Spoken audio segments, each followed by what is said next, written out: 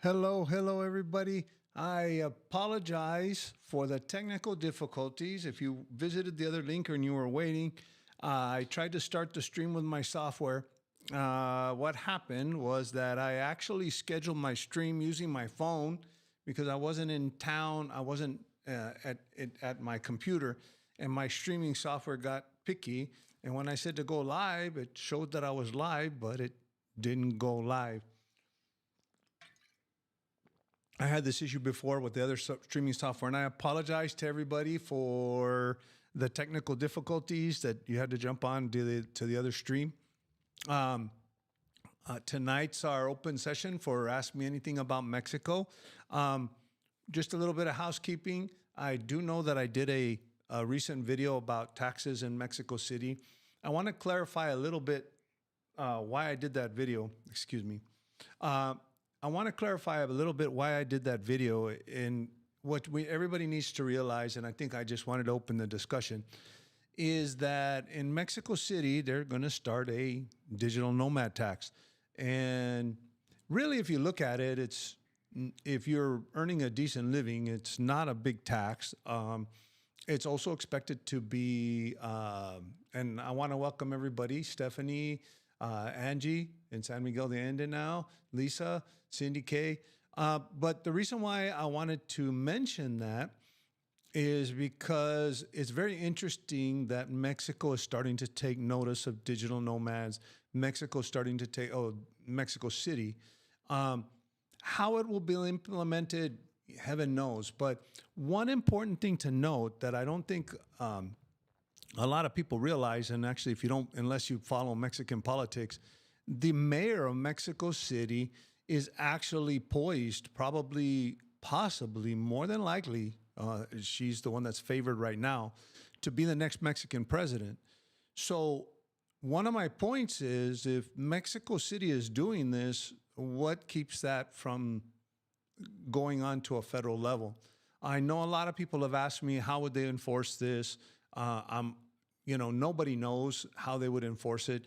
Other people have said, well, some companies don't even know that digital nomads will work. How are they going to know that we're working?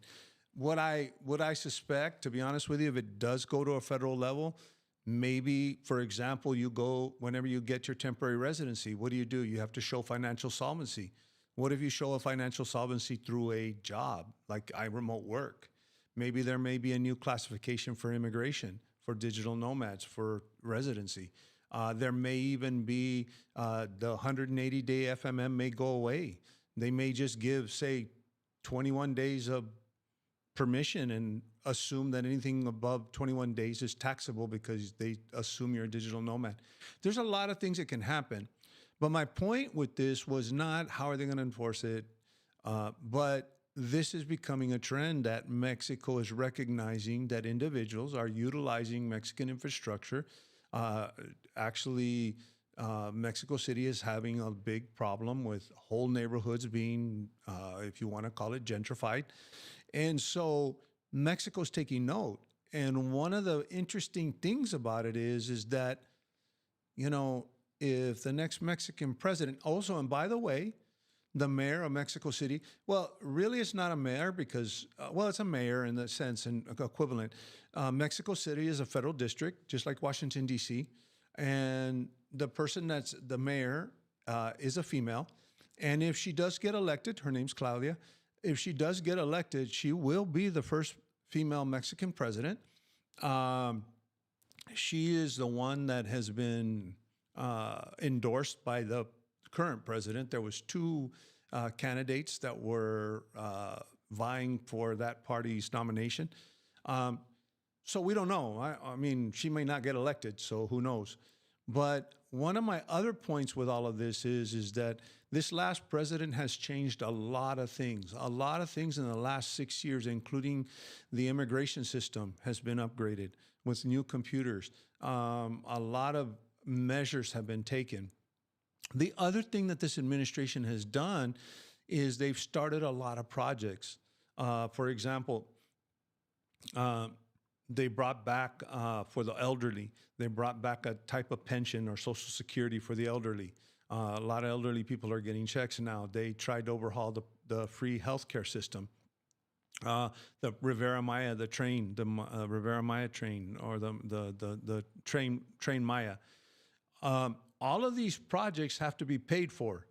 And what people need to understand too is what happens a lot of times with outgoing presidents or presidents here in Mexico is they start something and they leave it for the next administration to finish. And one of the things that Mexico needs to do is pay for all of these things. And right now, I mean, I can tell you right now that Mexico is undergoing some revenue issues.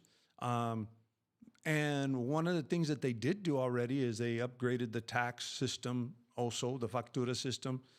So it's not far reaching to think that, hey, maybe they might start taxing digital nomads, or maybe there might be some type of special fee to be here as a digital nomad you call it a use fee, call it an infrastructure use fee, maybe not a tax.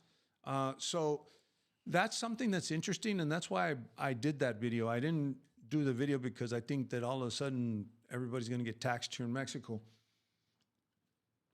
But there's a lot of implications, because if it goes to the federal level, for example, right now, if you're a temporary resident, you work in Mexico, but in Mexico, for a Mexican company, you have to get a work permit. You may have to get a work permit if you end up you might have to get a work permit if you end up you're a digital nomad. Nobody ever knows. But this is something that is very interesting and we should follow it, because it is something that might come to fruition. Actually, Brett Jones had a comment here. It's also interesting that other countries are making it easier for digital nomads. Portugal just created a visa that's good for a year. They have financial requirements of 2,800 euros per month, though. That may happen in Mexico. You never know. And this is something that, we have a lot of border runners. What I mean by border runners is the people that go to the border every 180 days. And a lot of those are digital nomads. You may see a change in the immigration policy, or as far as this FMM thing. And this may affect people that have, I've already talked about it. I don't agree with it, but people that have to run to the border every 180 days to get their FMM renewed because they don't meet the financial solvency requirement. We could also see financial solvency requirements go up. So it's something very interesting that we need to follow. This is just in Mexico City. And it's, if you look at 3,000 pesos a month, it's about the equivalent to about 100 and something bucks. If you're a digital nomad making $5,000, paying 100 and something dollars is probably a drop in the bucket. But this, I think, is a signal of something bigger. And we really need to keep an eye on it. So those of you who are kind of like, well, wait a second, this is only Mexico City, or, how are they going to enforce this? How do they know that I'm working remotely? It's going to be very interesting to see. And actually, Mexico City may become a model for the federal government to start saying, you know what, we need to start collecting. One of the other interesting things that a lot of people don't realize that move to Mexico, because a lot of people say, well, I just come here and I'm really good and I spend my money, and everybody needs to understand. And actually, one of the things I had to explain to somebody the other day, they were saying, well, where's the best electricity rates? Because we're used to in the United States and in Canada. I don't know about Canada, but I know the United States. But anybody from Canada can chime in here. But in the United States, we have competitive electric companies. In Texas alone, there's 3 or 4. You choose your electric company. So you might have like one electric company is cheaper per kilowatt hour. Another electric company offers free at night. What people don't understand is the electric company here in Mexico is owned by the federal government. So one of the points that's being made in Mexico City is that the infrastructure is being, for example, the internet, all of this infrastructure is being utilized by digital nomads to make money, and they don't pay any kind of taxes or fees. So you need to understand that this is kind of an ongoing theme that's starting to happen in Mexico. So just like I always like to do on all my channel, I like to bring subjects like this up because these are subjects that may impact you, and it may have I made a comment that it may have a negative impact on expats that are coming, just to retirees that are coming to live here. Maybe it might not. Probably with a retiree. And here's the other thing to note: the laws are already in place to implement something like this. If you look at the immigration law, if you look at the temporary residency, or even permanent residency. In permanent residency, you're supposedly, if you work in Mexico, you're supposed to report it to INM, but you don't need a work permit. Or if you're a temporary resident, technically, if you work in Mexico, and the law's not, yes, it is maybe in the reglas, the regulations, which I explained. There's regulations, and then there's the Ley de Migración, and then there's the regulations that implement the Ley de Migración. But the Ley de Migración is very general, saying if you work in Mexico, you need a work permit. And maybe the regulations, yeah, they're a little bit, less, but all that needs to be changed is the regulations saying that remote work is now considered working in Mexico because you're physically working here. So that's something that's very interesting and very important to look at. And actually, Christopher Bransky made a very good point, which I was going to make when I said that the electricity is actually run by the federal government.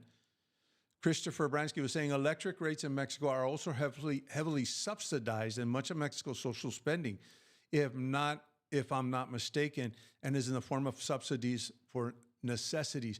As a matter of fact, Christopher, you're totally correct. As a matter of fact, if anybody has experienced this, what you'll find in Mexico is for the first certain amount of kilowatt hours, it's so much, and then as you work your way up, and you're considered, they call it alto consumo, which is you're consuming above average, then you pay different rates. This happens a lot in Mérida, in places like, or here in Monterrey. Somebody will move into an apartment, and the guy says, you have to pay the electric bill, and the first electric bill comes out to, like, I don't know, 1,000 pesos.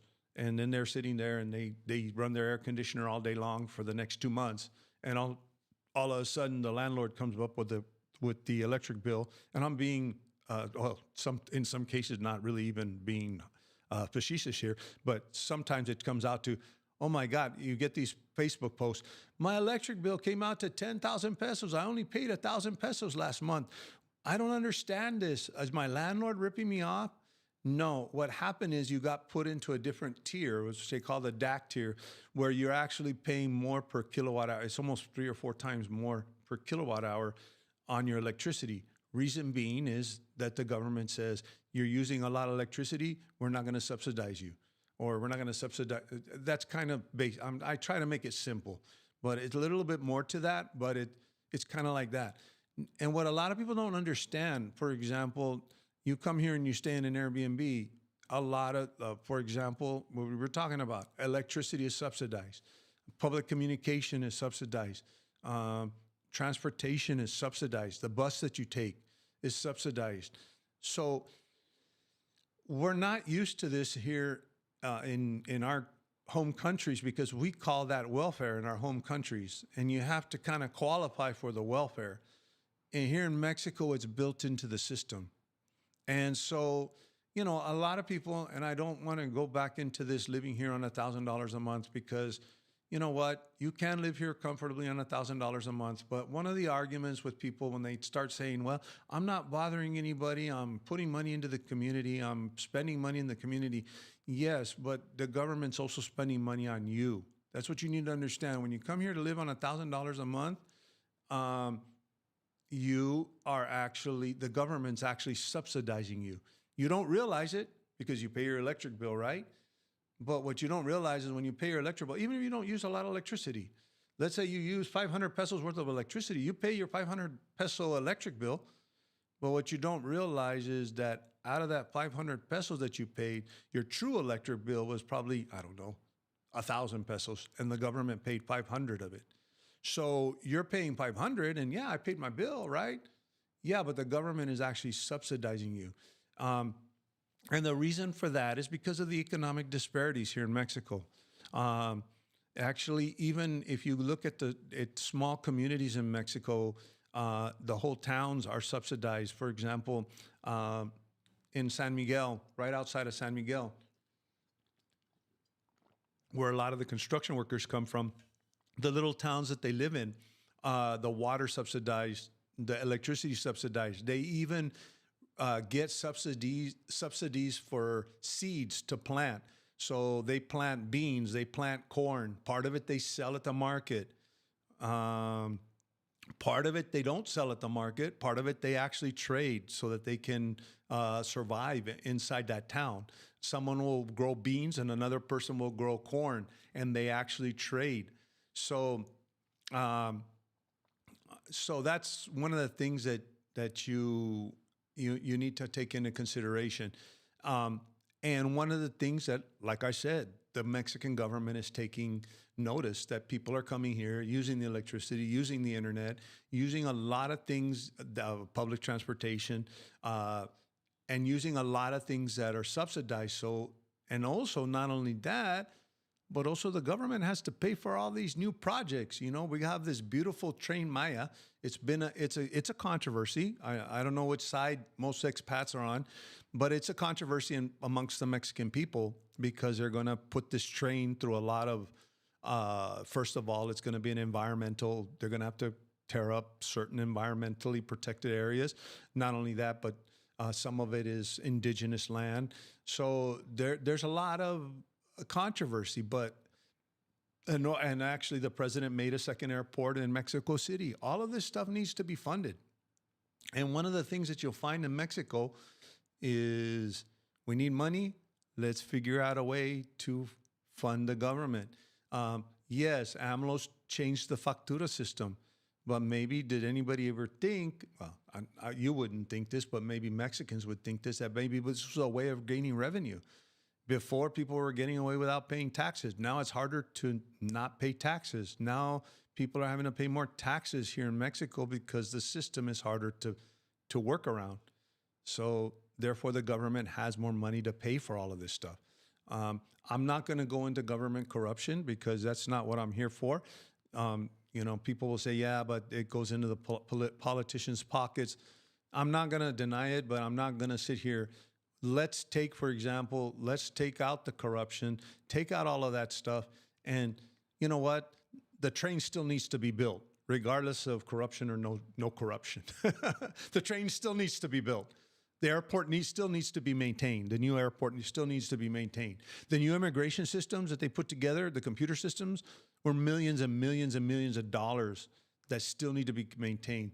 Those kiosks, those electronic kiosks, if they want to keep them going, or not even keep them going, but get them up to date, then, hey, they need to be maintained.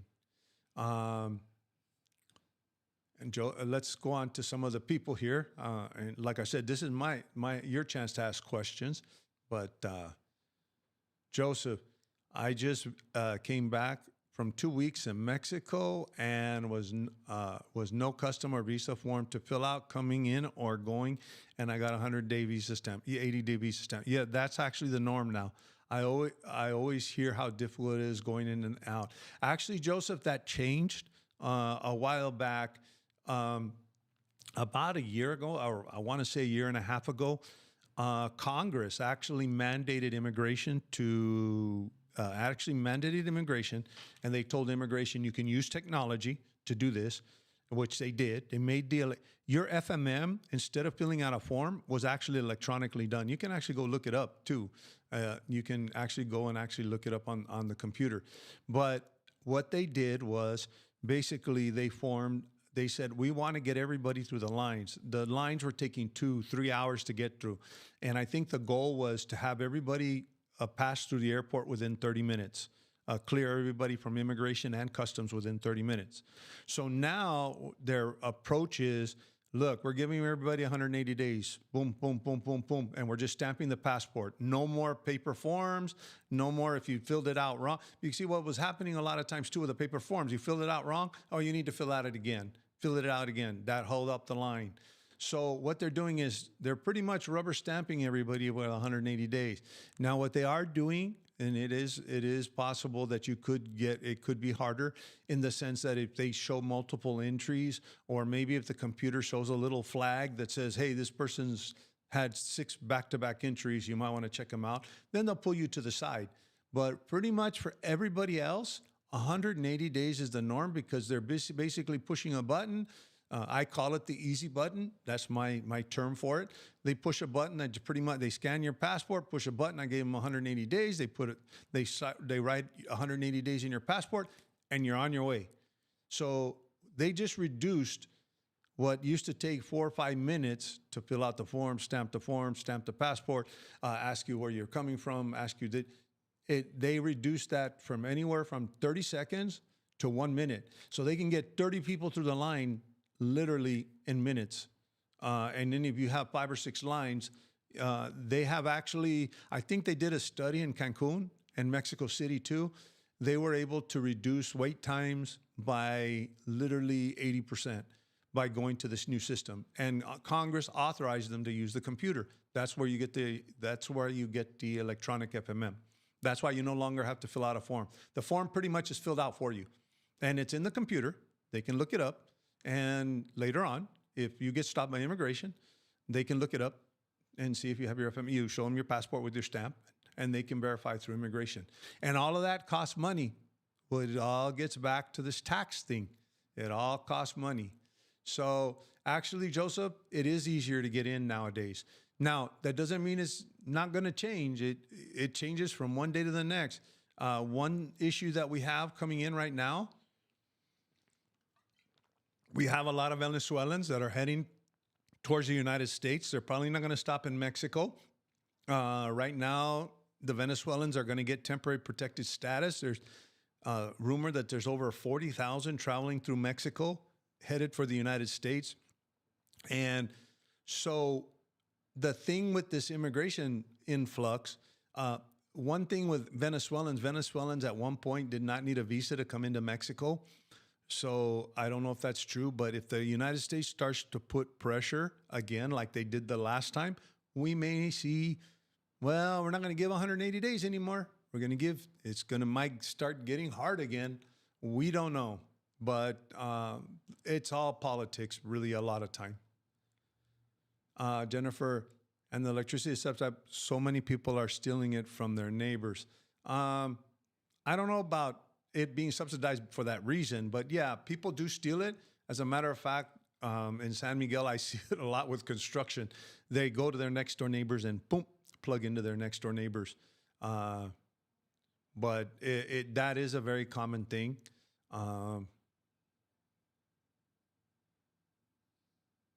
But I don't think that's the reason why they subsidize it. It's not.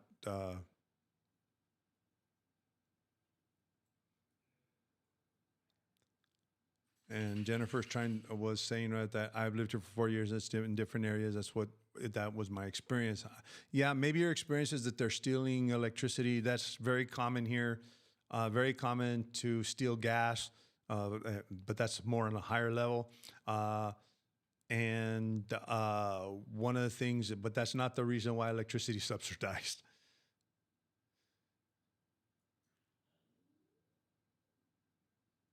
And Brett Jones was making a comment. I think one of the main factors in changing the way digital nomads are treated comes down to the jump in cost of living that people in Sweden and Mexico experienced in COVID. And actually, they still are, Brett. I have to agree.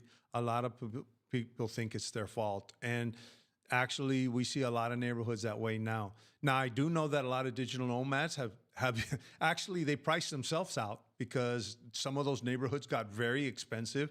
And the digital nomads started looking for other locations to go to. But Brett, you're completely right that some people think that it is their fault, the digital nomads' fault. And actually, I think there's still a big sentiment that that's the reason why. That's still there. Actually, at one point, they were putting signs on the poles. Americans go home, Canadians go home, digital nomads go home, that type of thing. Bonnie, I came 52 days ago and got 60 days, asked for more and was told no. I don't know what airport you came into, Bonnie. If you could tell us what airport, I have heard of this happening where you get 60 days or 52, if you only get 60 days to come in. The thing is that that's kind of weird, and I've been kind of keeping track of this 180-day thing because I know a lot of people have looked at my previous videos and it's like 180, and like I say, 180 days isn't guaranteed. I'll always say that 180 days isn't guaranteed. So I always say that, but there has been a change in trying to get people through the airport. So that was through Querétaro, or who? Let me see. Was that? Yeah. Okay. You came through Querétaro, Bani. I didn't know about Querétaro. I hadn't heard anything about Querétaro. But one of the things is 180 days is not guaranteed.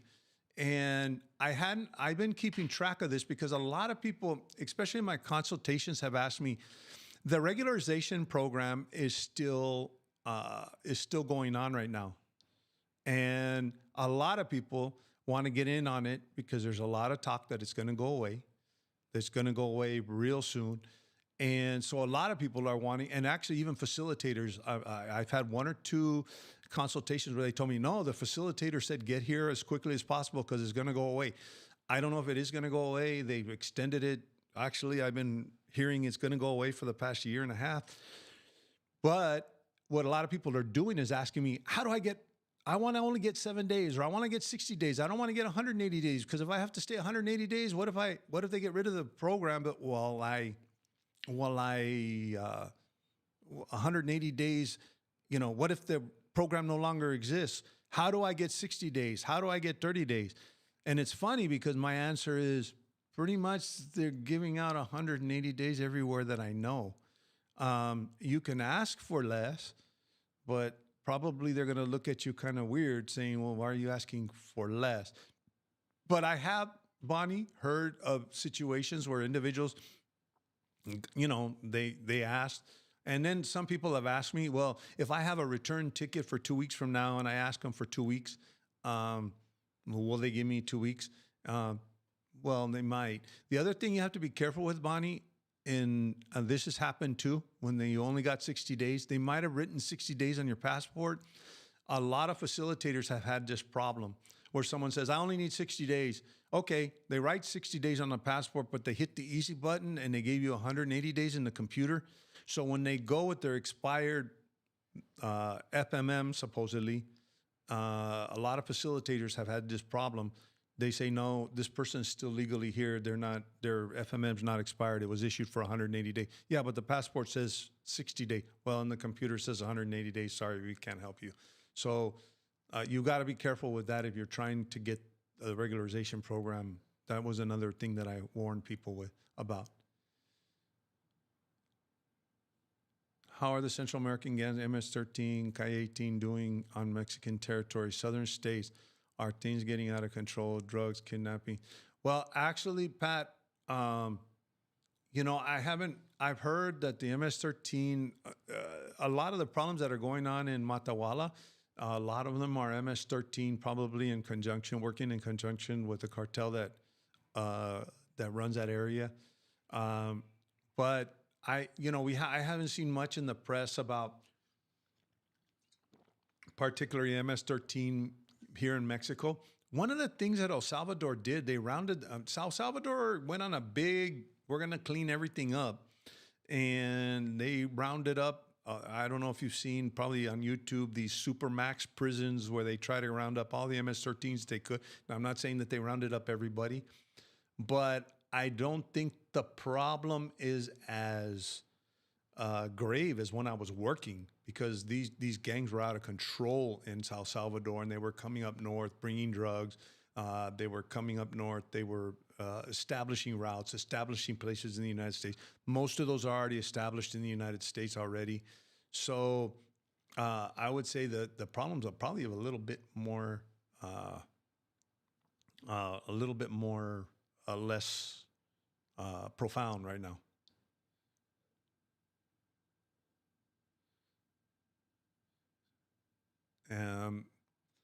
And actually, Jennifer brings up a good point. As Mexico didn't already have enough crime of their own, they have to deal with so many shady people traveling through the U.S. Actually, not just shady people, Jennifer.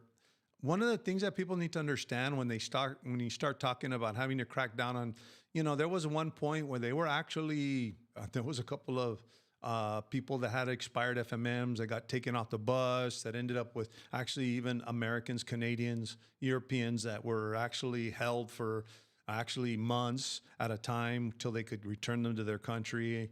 At first, everybody was denying that it was happening, and then they finally said, okay, it was happening. Yes, it's happening. The one thing that happened, the reason why that was happening is because that Mexico's being overrun with all of these people that are coming through. The crisis just isn't in the United States. Everybody starts thinking because all these people are going to the United States that the crisis, and actually a lot of these people are actually staying in Mexico. They're not even going to, it wasn't even worth at one point to keep going. These people were getting, what do you call it? They were getting status here in Mexico. So they just said, you know what, why am I going to go through trying to get to the United States? I'll just stay here. So, and these are not criminals. These are just normal immigrants that were trying to just have a better life. I'm saying they probably mixed in with criminals too. I'm not going to say that they weren't, but a lot of them just said, you know what, I can probably make a better life here in Mexico, and they stayed here. But that puts a tax on the Mexican immigration system. So when Mexican immigration is starting to say, hey, we're going to start deporting people, and there's been a couple of YouTubers that says, oh, well, you're American or you're Canadian, you're special. No, nobody's special when it comes to immigration. There's nobody special. And that was very much proven. People got deported. People got held. As a matter of fact, at one point, the Cancun airport had a detention center, literally a detention center in the Cancun airport. And people were held up there for weeks in this detention center while they were being returned to their home country because they had to put them on planes back home. So, and these are Americans and Canadians and stuff like that. That was a while back, not now. Right now, they're just trying to get people in. And so things could change. One more question. When temporary permanent residents return through the airport, should they still avoid? Yes, at all costs.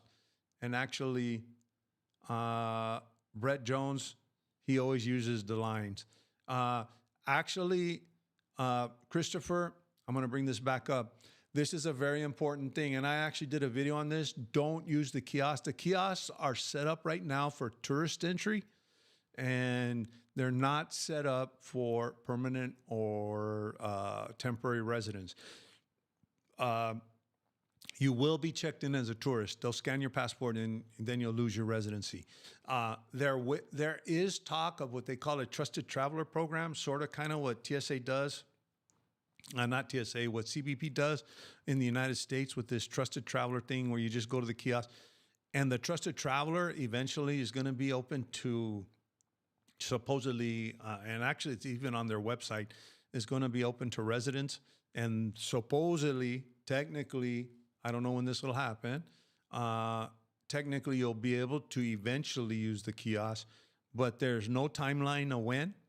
And also, best thing to do is always go through the line because you're talking to a person, and you're not checking in through a computer.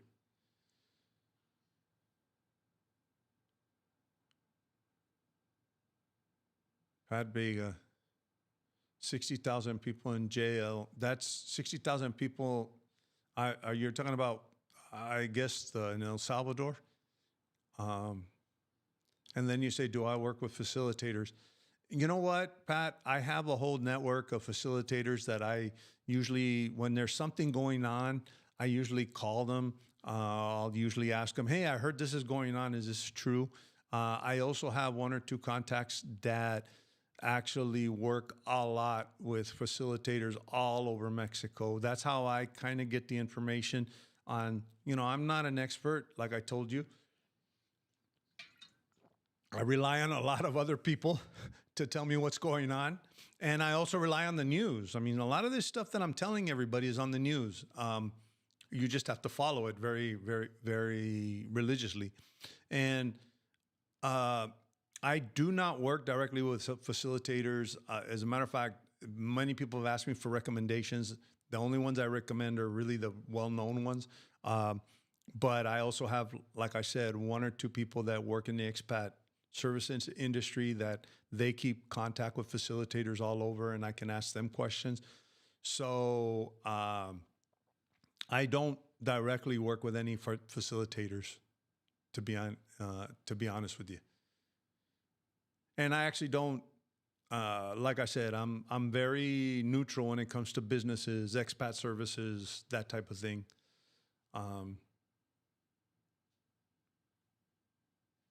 Trains across yeah, that's actually true. Trains across Mexico being used to get you to Mexico USA border. Yes, there are. As a matter of fact, it has come out in the news that the trains, these people jump on the trains and they're overwhelming the train system with a lot of people that jump on the trains to try to get north. They're having a big problem with that. That is actually true. I've seen a couple of news articles about that, as a matter of fact. Actually, a couple of recent news articles when they were talking about the 40,000 Venezuelans that are heading north. Mexico, Guerrito makes a good point. Mexico ends up keeping the refugees instead of the U.S. having to return them to their home country of origin. Yes, that's true. As actually, a lot of them are sent back to Mexico from the United States when they're caught in the United States, and Mexico will accept them as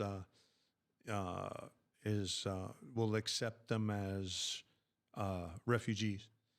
And Jennifer, sad the U.S. is creating so many problems by opening the border. There's definitely some legit refugees, but I think the vast majority are not legit. Actually, Jennifer, that's a contention. That's a political argument. I actually had someone ask me this because I actually worked in the area of immigration, customs, and all of that stuff. And one of the things that I think we need to realize is that, we've had in the United States, we have these, we need to get tough on immigration. And then we have this other side. We need to let everybody in. The problem is that, even when there's solutions that are brought up, nobody wants to touch it in Congress. I mean, even build a wall. I mean, even if you want to get extreme and say build a wall, everybody has that rhetoric. Everybody says we're going to build a wall, but nobody is, when it comes to Congress passing the law to build the wall, they don't want to, because God forbid their district has so many Mexican Americans or Mexicans and Hispanic origin, and they're going to be seen as racist, and therefore they're going to lose the votes. So they don't. So what happens is you see a lot of political rhetoric about let's build a wall. As a matter of fact, I even brought up, I was in Cozumel discussing this with somebody, and I said, you know what? George Bush Jr. actually came up with a program that got introduced to Congress, and it almost got passed. And it was actually came out of the White House, where individuals could come in for 5 years, work, get a work permit, get residency for 5 years, but they could not apply for permanent residency. It was just to come in and work, and they would pay taxes, the whole 9 yards. Well, unfortunately, it didn't pass. So even when people have offered solutions in the 30 years that I worked in immigration, and well, I didn't work in immigration all this whole time, but in the 30 years I was in federal law enforcement, nobody wants to touch the immigration issue. Nobody wants to let everybody in because they're going to be seen as too lax, and nobody wants to be seen as too strict, because then all of a sudden, and I hate to say this, they're racist, or they're, and I'm not on either side of the road. To be honest with you, the immigration in the United States needs to be reformed. That's the bottom line. And Congress needs to do it. And when I was working and people would ask me, what needs to be done? I said, well, go talk to your congressman, because that's the only way it's ever going to get fixed, regardless. And no one's going to free. And actually, someone I just saw, or someone say it was freezing the borders would be the solution. But the problem is it's never going to happen, regardless, whether it is a solution or not. I couldn't tell you, because every solution has its problems. And my Mexican immigration system is saturated. That is true. Very saturated. Well, Angie, yeah, if I go to Guadalajara, is there a particular area that is most interesting to visit?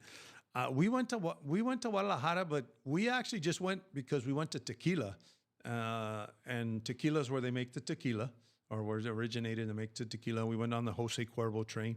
That's pretty interesting.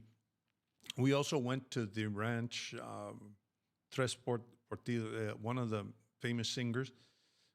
His ranch is there on the road to Tequila, actually.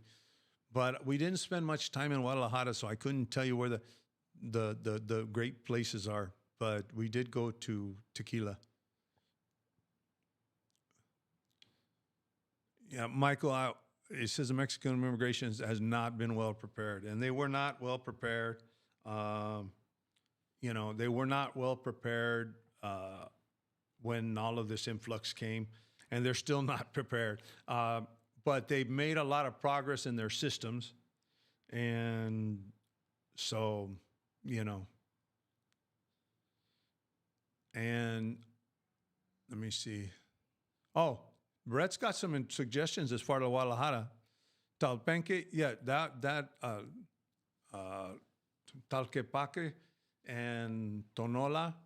Tonola, Tingo twice a week.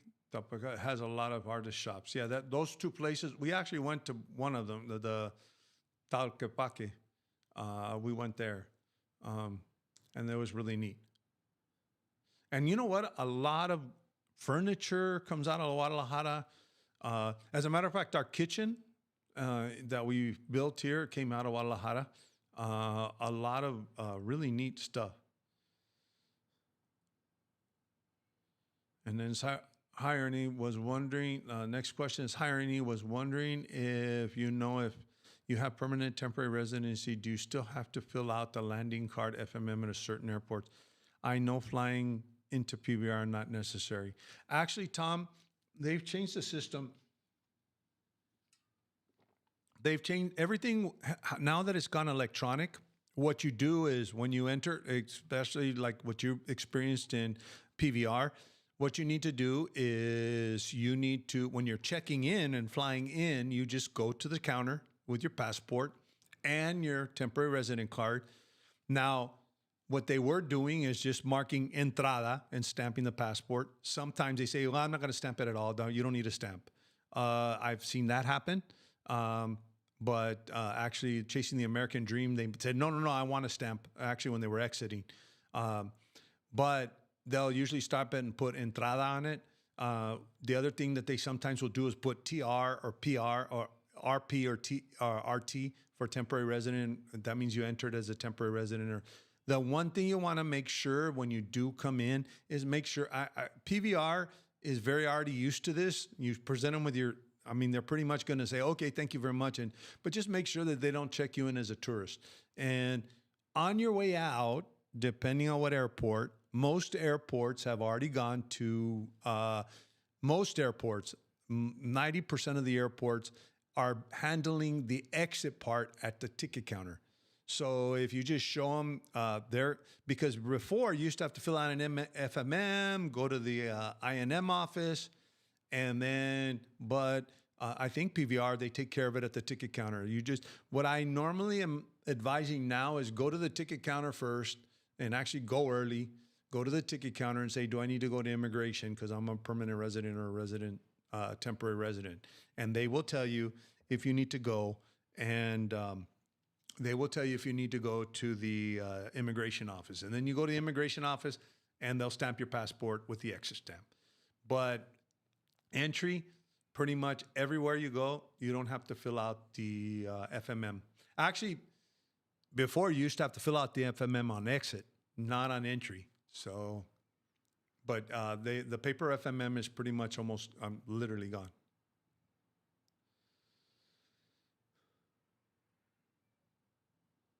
Adrian, when do you need a Mexican accountant? Actually, Adrian, if you work here, I would think. Also, if you have a business here, I would have an accountant. We have a family member that's an accountant. He's helped me out with my issues with the RFC. I didn't have some major issues, but when I was getting my RFC they put my constancia wrong, my e-sign. He helped me out. There's also accountants here in Mexico that'll help you obtain an RFC if you don't know how to get one. Some expat services are actually offering that too. And for those of you who don't know what an RFC is, I should do a video on that. Um, and I think I have some previous videos, but your RFC is your tax ID number. And about 2 years ago, by the end of, not this last year, but the end of the year before, you were supposed to have everybody over the age of 18 had to have an RFC, which is a tax ID number. I think immigration is starting to issue them along with the course, some immigration offices. And so you need an RFC to do business. Even now, the banks are requiring it. Almost every bank is requiring an RFC. It's a tax ID number. It's not to be confused with your CORP. Your CORP is your actual, like a national ID number. Kind of like the equivalent to the voter ID, but you can't vote. And actually, Mexicans have a CORP also. And so then you need an RFC, and there's certain Mexican accountants that have contacts with SAT, so you don't have to make an appointment and stand in line. The only thing that I advise against using an accountant to get your RFC is that in order to make any changes like address changes or anything else, you have to get this thing called an e-firma, which is an electronic signature. And you have to go in, they take your biometrics, and actually I got my RFC through an accountant, but then I had to go back to the SAT, make a separate appointment to get my e-firma so that I could make any changes. So it's not worth using an accountant to get, you might as well just go and get everything done at one point. Take your thumb drive, get your biometrics taken right away, and do it through there.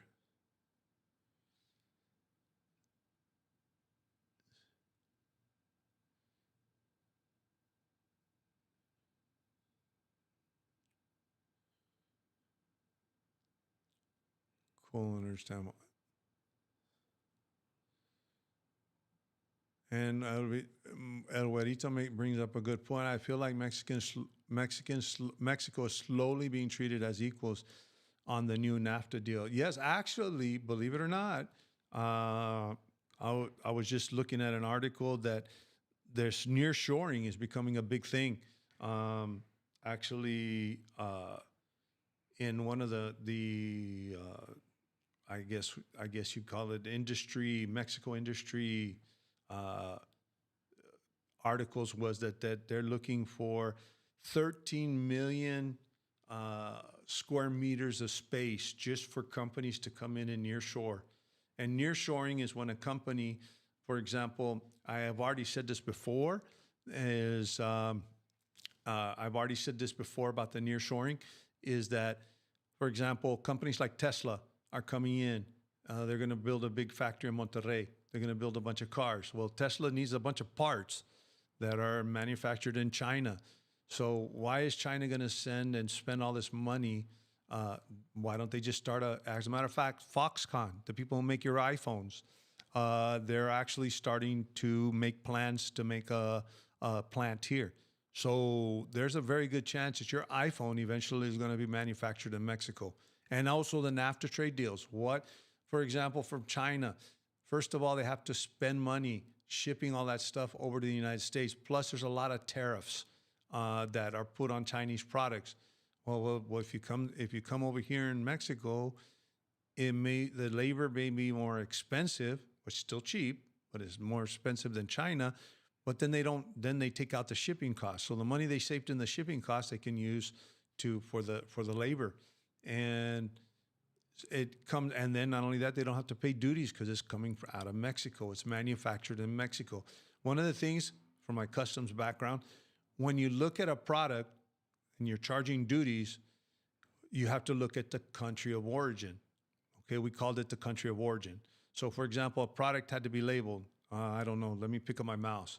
This product right here had to be labeled, where's the country of origin, when it was being imported into the United States. The country of origin could have been shipped in from China, but it could be from Vietnam.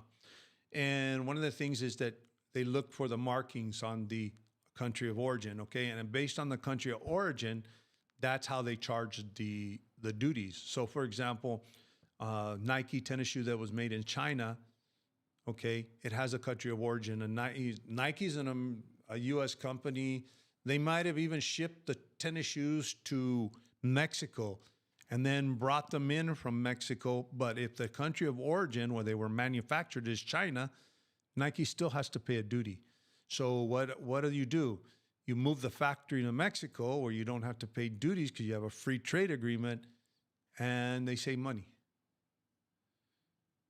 And Pat, I already mentioned this. I know that frozen borders until madness comes around. Forget the European, stopped immigration until its own we're standing.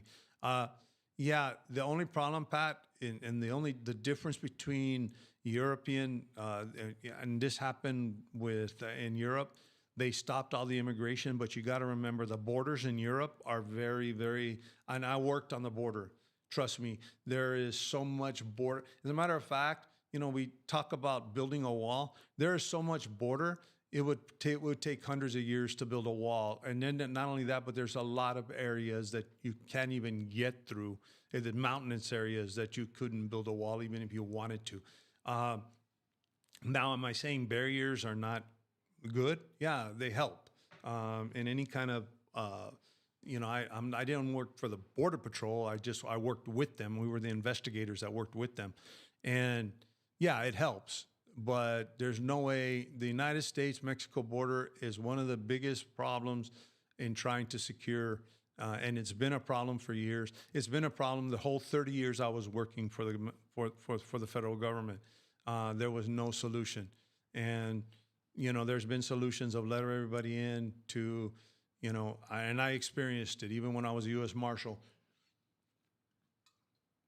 When we used to go to places, there were times when there were certain, just like Venezuela, got temporary protected status. We'd go into a house, everybody was illegal. I'd call Border Patrol, and Border Patrol say we can't do anything. And this was 20 years ago, 30 years ago. This is not something new. And what people need to understand, especially with people rushing to the border from South America and Central America, and I've said this, it doesn't matter who's president. As a matter of fact, this next presidential election, whether Biden gets reelected or someone else gets reelected, there's going to be a rush for the border. And I'll tell you what, there's going to be, if the person that gets elected says, I want to let everybody in, gets reelected, then everybody's going to rush for the border because everybody heard that you can get in. If somebody gets elected that says, we're going to close the borders down, then everybody's going to rush to the border to get in before that president gets inaugurated. This happens every election cycle. Every election cycle that I've ever been through in the federal government, we've had a rush for the border every single time.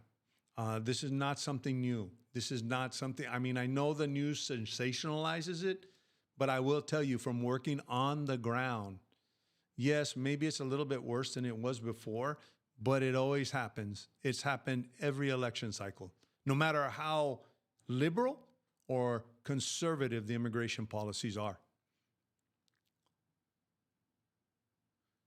Michael, although yesterday and day before Mexico and Border Customs came to a deal, Mexico will now be deporting the migrants deported from U.S. Mexico will be returning some to the country. Yes, actually, Mike, that was being done too a while back, where they were actually, for example, certain countries in South America, instead of deporting them, they made and this is a new agreement too, that they're especially with the Venezuelans coming, and they made an agreement that we will deport the people back to Mexico. We'll hand them back over to Mexico. In Mexico, you can deport them, help us deport them. And actually, Mexico, in certain cases, would give certain people, actually some of those people were getting some type of humanitarian relief. That's why a lot of them ended up staying here.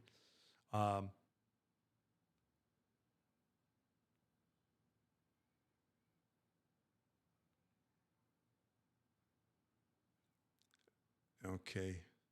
DeSantis is screwing up Florida with immigration policy. I'm not too familiar. I stay away from politics, But I know that DeSantis has been very vocal, and so I know and he's one of the radical ones that says we're going to halt everything. We're going to send them. And you know what? A lot of it is political rhetoric. You have to remember, we hear this political rhetoric, and, I'm not a politician and I don't get into politics. I'm not a conservative or a liberal because, like I said, I live in Mexico, and those problems aren't my problems right now because I don't live in the United States. I'm not affected by it. I know it sounds selfish, but I'm not affected by it.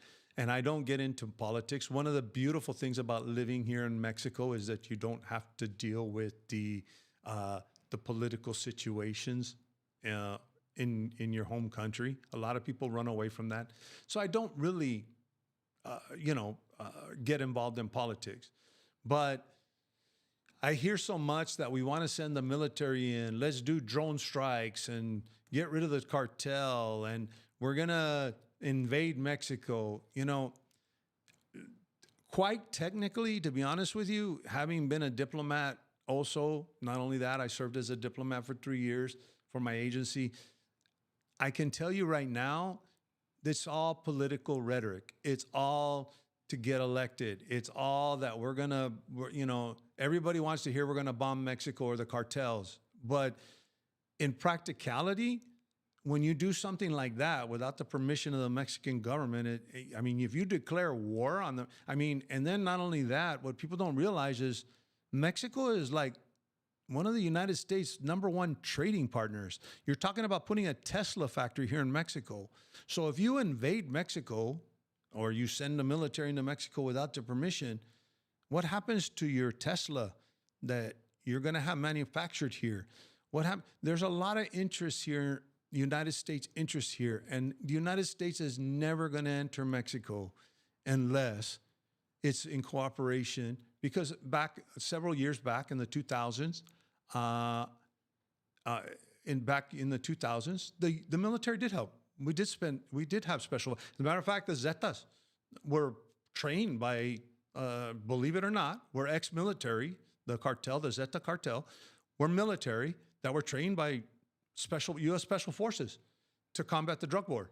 And they literally split apart from that and became basically they said, you know what, we're going to quit the military. We're going to make our own little organization. And they became the enforcers for the Gulf cartel before they even became a cartel.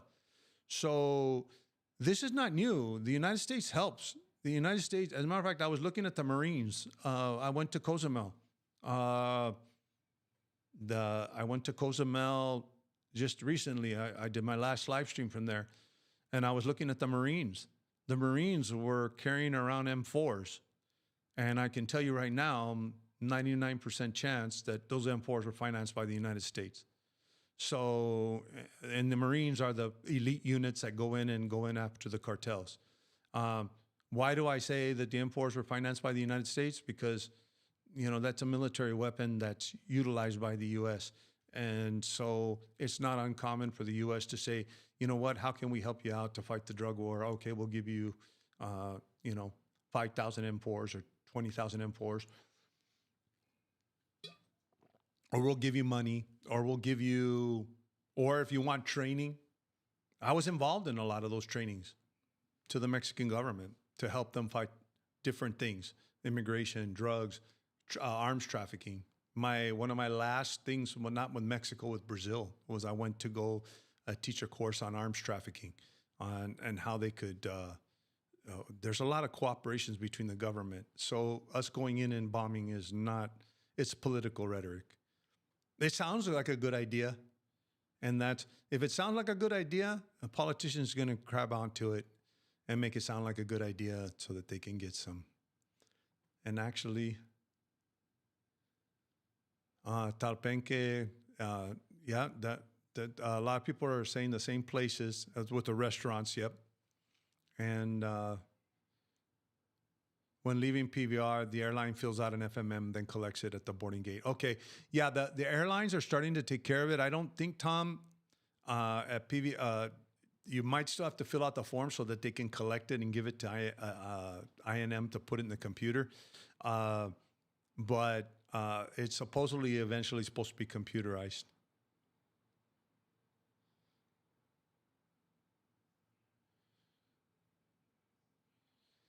And then let me see here.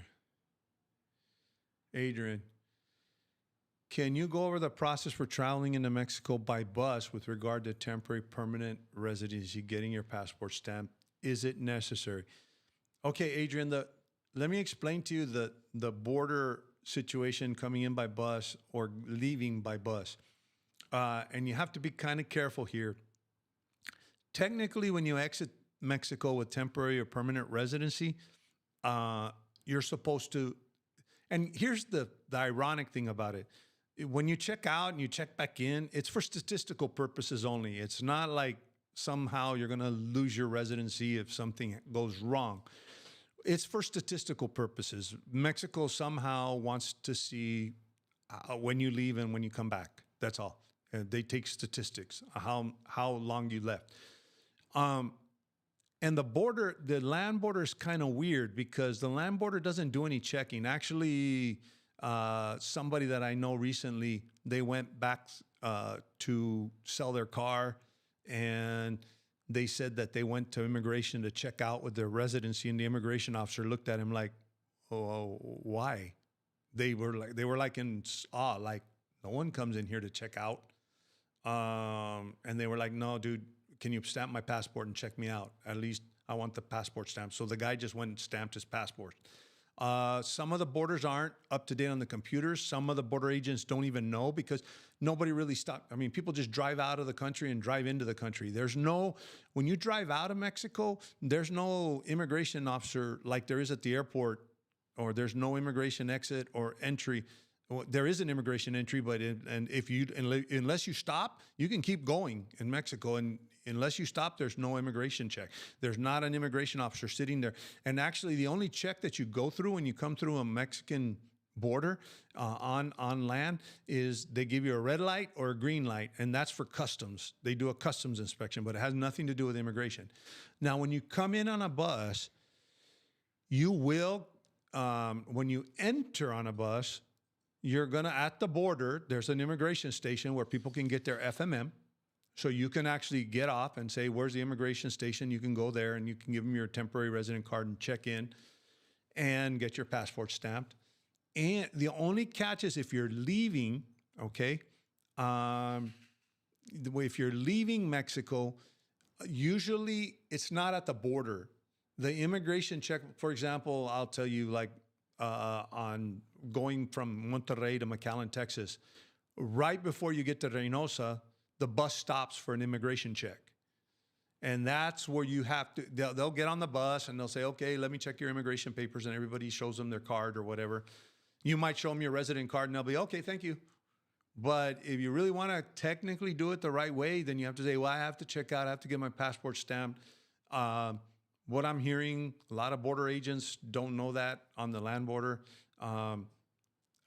So it's kind of a wild, wild west when it comes to the land border with checking in. And then one thing that I even told the individual that had their passport stamped, they were like, "He didn't put me in the computer, didn't do anything." I said, "Well, at least when you come back, because he's going to come back by plane and it's going to show no exit. But when he goes and shows it, you go, 'Well, when did you exit? You know, I don't have this in the computer.'"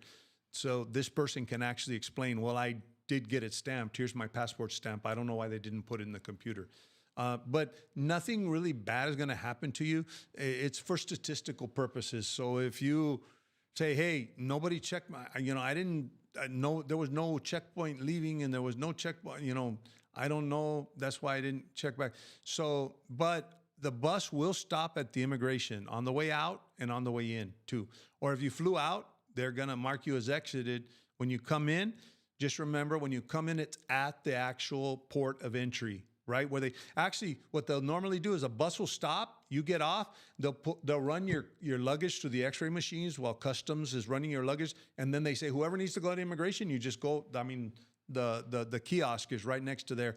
You can check out or check in. Now, the secret is if you really want to check out, going out, make sure you're paying attention, you're not asleep, and they get off on the immigration check, and all of a sudden you get off on the immigration check and you forgot, and then the next thing you know, you're at the bridge, but there's nowhere. Once you're at the, not the bridge, but port, I want to call it a port. I always call it a bridge because here in Texas, you cross the Rio Grande River. But when you go to the port, you're going to be like, where's the immigration? Where do I check out? And there's not going to be anywhere to check out. And the bus isn't going to stop for you. They only stop at the immigration. And usually it's about 10 or 15 kilometers or 20 kilometers. Actually, because it usually is at the 20 kilometer zone where the free zone ends. That's normally where the checkpoint coming out is for immigration. And they'll usually board the bus. So you just need to tell them, hey, what do I do with my, just ask them, what do I do? I have my permanent residency. I'm leaving. I'm going to Laredo. I'm going to the United States. Michael, one thing that I see is there's more cooperation with U.S. Mexican governments. All countries like Spain and Morocco are somewhat tense. Yes, actually, there's a lot more cooperation, especially when it comes to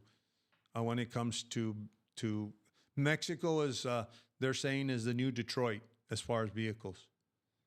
That they're the new Detroit, basically. A lot of companies are coming in here to take advantage of as a matter of fact, Tesla's coming in here to make in Monterrey, and nearshoring. This is actually, I've actually seen some articles that said Mexico is going to become the new China as far as, not China as far as communism and all of that stuff, the new China as far as providing goods and products, because it's right next to the United States and we have a free trade agreement. Keith Hanna, yep. June left PV. PV is already very well versed on this. And actually, I think PV was one of the first for the airlines when you're flying out. And what my understanding is, most of the airlines now are handling your exit. They either write RT or PV, or and actually, I think PV is already in the computer. That's why they wrote RT on your boarding pass, and that way and just keep that in case for some reason you didn't get put in the computer and you're coming back and they say you never left. No, according to the computer, you never left. Well, here's here's my when I left, and here's the thing where they marked it RT. But you shouldn't have very much of a problem.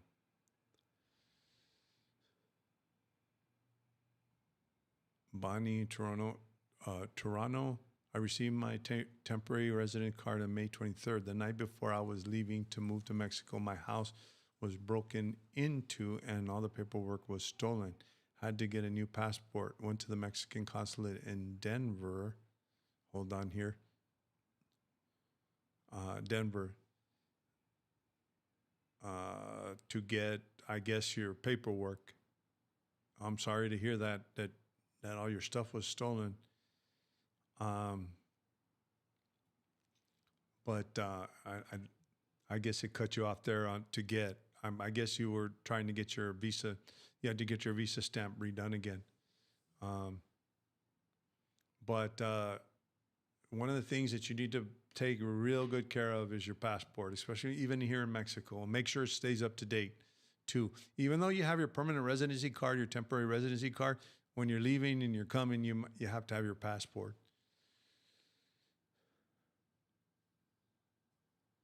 And Michael's making a comment still about the industries. Well, I think that Mexico needs to grow its own domestic and tech industries. And it actually is. Little by little, you'll see it grow, Michael. It really will. Yeah, make Mexico the new China with better working conditions and pay. Yep, better working conditions, definitely. Better pay, definitely. But it still is basic pay here, and basic pay here is kind of low for Mexico, for living in Mexico. Now, it's not slave labor like it is maybe in China, but the minimum wage, that's why you see it going up so quickly in the last couple of years. And that's why you see the financial requirements, because they're all tied to the minimum wage. That's why they've gone up so much. Oh, new visa. That's what you were trying. You were continuing with it. with a new visa and was told it would take 10 weeks. They told me to go to Mexico and get there. Not true. I now have to return to you. Yeah, you have to return. You have to have that visa stamp, Bonnie. That's the thing. Even if they said it's going to take you 10 weeks, then you would have had to stay in the United States and wait the 10 weeks to get the new foil. That's the only way you can enter, because what happens is when you get that at the Mexican consulate, you get that foil, then you have 180 days to get in, and then you have to report to INM. But the two big things INM is going to look at is they're going to look at that visa foil, and they're going to look at your FMM that you came in on what's called a canje, and that your FMM has to read canje, even though it's electronic and there's a place to print it out, or I don't know if immigration is automatically looking it up in the computer. But if you didn't go in at canje, then, and you might have gone in and not realized that you had to go in canje, and that's why the immigration office probably kicked you back to start the whole process over again. And then the unfortunate thing is that some offices just make you do the whole process over again. And I'm sorry to hear that happened to you, Bonnie. Unfortunately, that was not, that stinks that you had to, that's rough. And I'm sorry to hear that. And then here, Jay Gomez. My good friend is from Monclova and went to the best university in Monterrey, earned a bachelor's, then went to Houston, earned a master's, and got a PhD. Teaches University of Mexico or University of New Mexico. It's crazy how she has limited. Hold on, let me see here. Let me get these a little bit bigger here.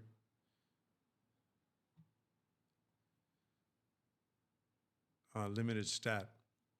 A limited stat? I don't know what they mean by limited status, Jay Gomez, or I don't know if status. She would been better off jumping the fence. Yeah, are you talking about going back into the United States? Actually, the United States immigration process. We argue a lot about how unjust the Mexican immigration is. University of Michigan, okay. Went to the University of Michigan. But we complain so much that, the financial solvency requirements are so high and blah, blah, blah. Well, a lot of times people don't realize the immigration process to come to Mexico is a lot easier than the United States. I can tell you right now, my wife took 13 or 14, 15 years, I think it was, to get her status, her permanent residency, a whole process of like 15 years. And this was way back when in the 80s, when they were offering it through amnesty with Reagan. But the whole process took close to 15 years. And then she eventually moved to the States and had a very formidable career with a federal law enforcement agency, and retired along with me when I decided to retire.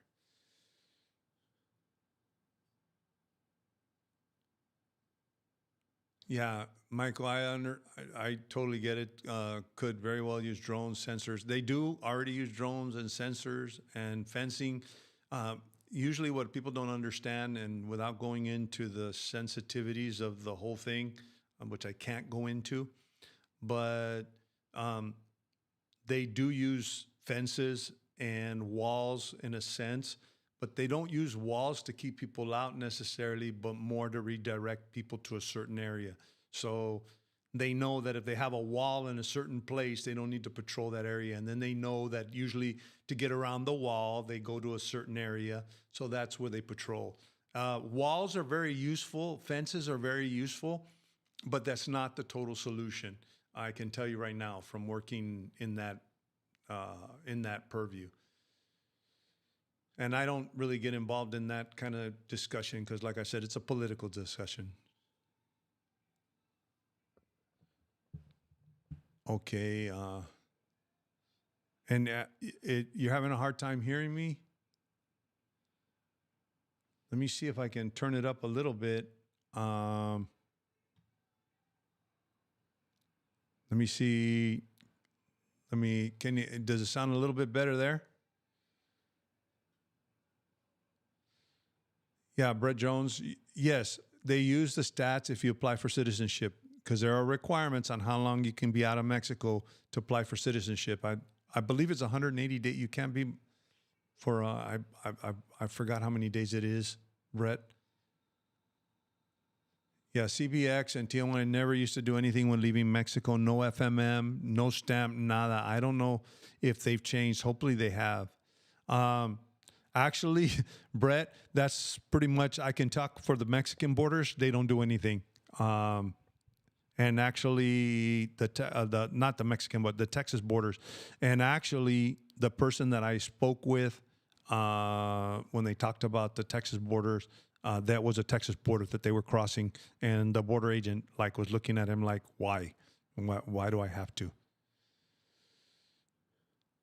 And yeah, Mike, I think electronic visas are the future. Yes, they are. Everything should be it's going to be electronic. And basically, you know what? I'm even seeing this here in Mexico. Your boarding pass to get on the plane. I don't know if they're doing it in the United States, but now they're doing biometrics. So now your boarding pass is your face. You just go up to the camera and it'll tell you, okay, get on the plane. And so that's eventually going to be what happens with immigration.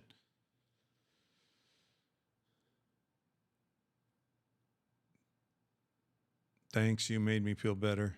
Oh, well, that you were in a bad situation, Bonnie. It's really hard to hear that. I mean, I like to hear people having good experiences of trying to get here to Mexico. Jay Gomez, yeah, and that's what I was talking about in the United States. Had a limited status, very difficult for her to expand her work opportunities tied to university by contract. Yes, and the university her visa was her work visa was for the university. So it's very hard, and we complain about the Mexican system, but the U.S. system is very hard. And this is the one that Hosea, I hope I turned up the volume sufficient enough. The only problem that I have a little bit of time, and try to turn up the volume on your phone as much as possible. The problem I have with this software, because if I start hitting the red, I'll start cutting out, and sometimes YouTube it has a limiter on the volume. So hopefully you can hear now. It's 180 days. I wanted to say 180 days, Brett, but I know you've corrected me before in the past, and I know if I would have gotten it wrong. But it is 180 days and a 2-year prior to apply. You can't be, and this is 180 consecutive, or is it consecutive, or I forgot if it's consecutive or if it's whatchamacallit, 180 days total. But they use that for your citizenship. They also use it for other statistical purposes, believe it or not. I do know that there is a Bureau of kind of like Census and Statistics that they use these statistics a lot of times. And like I said, that is one of the ways that they use it. Well, we're going on 1 hour and 22 minutes. Anybody else have any other questions? I thank you for coming by. And thanks for participating in the stream. I always have a really great group of people. As I always say, these live streams are my chance to really say thank you for supporting me. I don't have a big channel.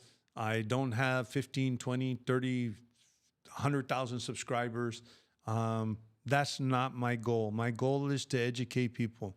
And if, for example, you see a video, safety video that I do, pass it along. It's not to pass it along because I want more views.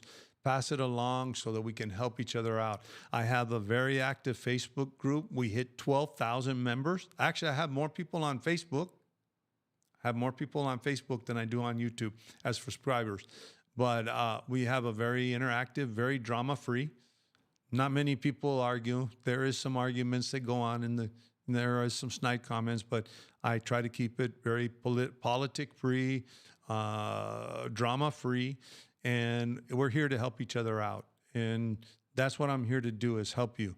That's why I offer everything, all of this stuff for free. I don't charge anything. I don't charge anything. And the other thing too with my consultations, I've already had a couple of people ask me some questions is what's the end game? What's the catch? What do I have to buy? You know, because you always get hooked into things. Like for example, I'll give you a perfect example, timeshares. You know, you have to go into oh no, we're just going to give you a little discussion and then sell you something. I don't have anything to sell. I don't have anything. I'm not asking for any money. I don't have anything to promote. I do it totally for free to try to help people out. The only thing, like I told everybody before, I only do it on 1 day a week. And so if you can get into the schedule, you get into the schedule. And if you can't, you have to wait. That's the catch. That's the price you have to pay. It's free, but the price is maybe having to wait or my schedule being that you have to wait for the consultation. But everything that I do is totally free. We're here to help each other out. I don't have all the answers. It's always great to have Brett on here because like I said, I space it a lot of times with some of the answers. And you know what? Brett chimes in with a lot of good information. And that's what we want to do here. And thank you guys for supporting me. I wholeheartedly, we want you to get the information that you need to move to Mexico and that you're aware and that, here's the thing. A lot of people, we talk about all the people that end up going back. I want everybody and all my listeners and all my viewers and all my people on Facebook, I want you to be the 5% that doesn't go back. I want you to be the ones that stay in Mexico because you were already aware of all of these things, that something didn't surprise you or you didn't get enamored by some YouTuber that told you that everything was going to be fine and simple or that you can get around the rules or whatever it might be.